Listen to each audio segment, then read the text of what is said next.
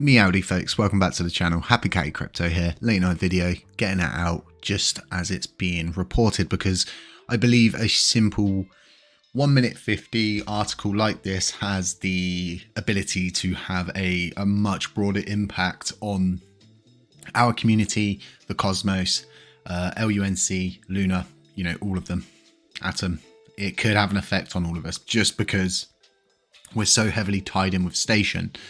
And I want to break this down in a manner that it is being stated in, but also making you aware it's nothing to actually freak out about. Okay, so South Korean authorities seize 160 million in assets tied to Terra employees. Terra employees. And then keyword assets. So prosecutors reportedly took control of houses and properties in an attempt to prevent former Terra employees from disposing of assets potentially connected to criminal proceedings. We'll be going back to this at the end of the video. So the Southern District Prosecutor's Office has reportedly confiscated roughly $160 million worth of assets from 8 people connected to the collapse of Terraform Labs, including co-founder Daniel Shin. So according to a report on April 3rd, the South Korean news outlet KBS, authorities seized roughly 210 billion won, which is $160 million worth of property. Okay, this is worth of property connected to former Terra employees, mainly in the form of real estate. Prosecutors reportedly took control of houses and properties owned by former Terra Vice President Kim Mo and an unnamed executive worth roughly $60 million. And 31 million respectively. We are still investigating the property ownership status of the suspects, and we plan to carry out collection, preservation for the confirmed property in the future in order to recover the proceeds of crime and recover damages, said a spokesperson for the prosecution team. The prosecutors' actions were reportedly aimed at preventing former Terra employees from disposing of assets in an attempt to ensure they were part of potential criminal proceedings. So, as we can see, it's quite obvious that they are turning up the heat and they're getting on board with this now, and they're starting to become actionable. Okay.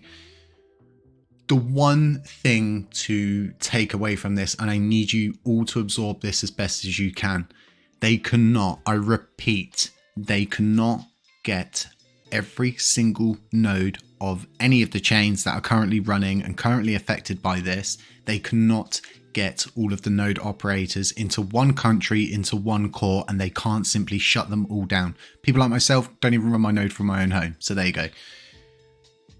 You need to think logically about this. They're seizing assets they believe, okay, are part of criminal proceedings, ill-gotten gain, right, so to speak.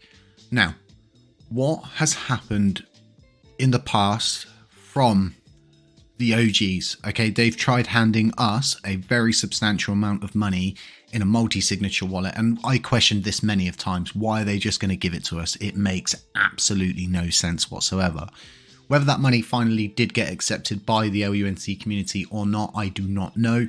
I need to check into that. Hopefully it didn't. They needed signers for the multi-signature and they wanted the top validators to do so. I was offered a position. I politely declined. It's not something I'm into. I'm not into getting dragged into a court case. So, like I was saying, right, if they want to shut it down, they want to shut the blockchain down, they want to have a serious effect, they need to get all of the nodes. A blockchain currently, our blockchain can run on 33% of the voting power, right? It can just simply run on its own horsepower. So they need to get near everyone on all of the blockchains, right? The one thing that is worrying for a lot of people is, are they going to be able to seize the community pool?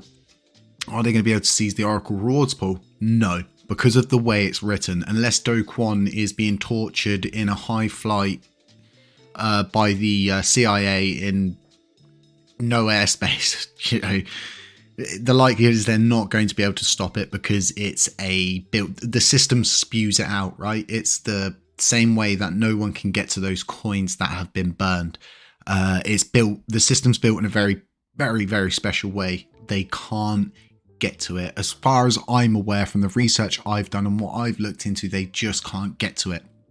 Someone would have to have the keys to all of it to get in there. And no one, as far as we're aware, as far as we've been told by the higher powers that be, And from what we know, no one has the keys to any of those pools.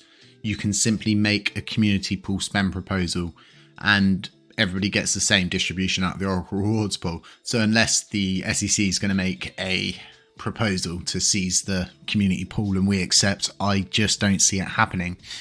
What we are seeing is them getting what they can get right now, right? This should be a sign for those who are currently pursuing a USTC repeg. We've said about this previously. Things have changed quite dramatically. A lot of people were under, and even myself was fooled into thinking that he wasn't on the run and he wasn't being pursued, and him saying we're working with law enforcement was an absolute horse. So as to this whole situation, right, my honest opinion is there's not going to be any significant movement in this case other than seizing people's homes and their bank accounts, which has absolutely zero effect on the blockchain. Nothing's going to happen until Do Kwon is moved from Montenegro to either South Korea or the United States of America, and they're going to have to battle for that, right? Both countries are going to want them. That's probably going to take some time. The Montenegro justice system's absolutely, let's say, tainted is a polite word to use, right? Look, how to become a DJ on the ads. Hey, DJ Trev, go on, boy. The McDonald's thing. Stop it, Jake. Get back to the video. It is 10:30 here at night. Folks, I'm just saying, okay, we need to tread carefully, but we need to absorb the correct information.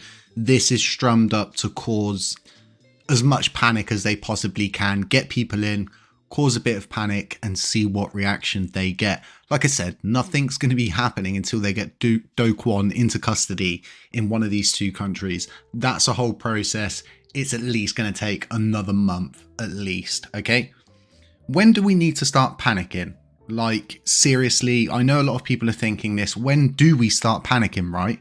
I believe we should panic if someone does the correct amount of research and figures out that, hey, they can get to the Oracle pool, and hey, they can get to the community pool, and hey, they can get to these assets, right?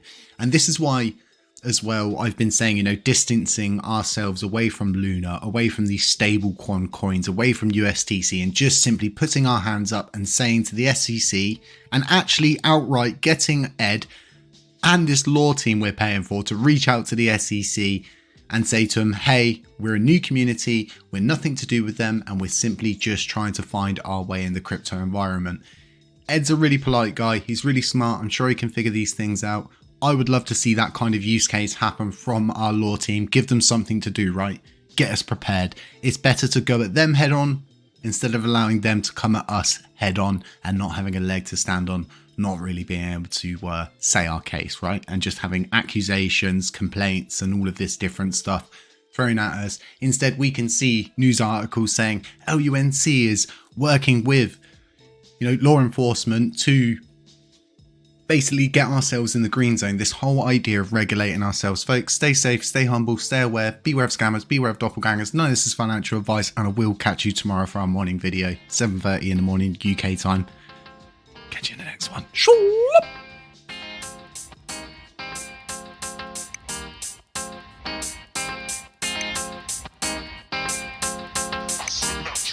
you, goddamn you.